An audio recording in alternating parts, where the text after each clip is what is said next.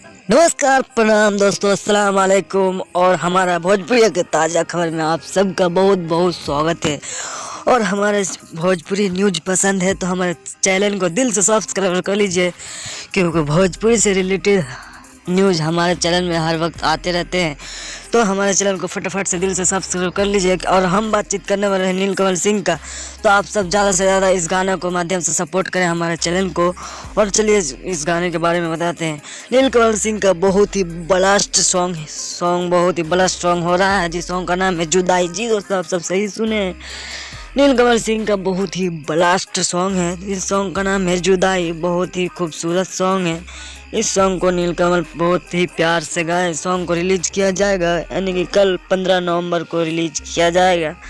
11 बजे इसे रिलीज किया जाएगा सुबह के। और इस सारागामा हम भोजपुरी यूट्यूब चैनल से रिलीज किया जाएगा। जी दोस्तों, आप सब सही सुने हैं, सारागामा हम भोजपुरी के यूट्यूब चैनल से इसे रिलीज किया जाएगा। तो आप सब देखना ना भूलें। नीलकमल सिंह का जुदाई वाला बहुत ही शानदार सॉन्ग है, तो इस सॉन्ग को ज़्यादा से ज़्यादा सपोर्ट करें एंड हमारे चैनल को सब्सक्राइब कर लीजिए। और हमारा ये वीडियो आप सबको कैसे लगे कमेंट में ज़रूर बताना।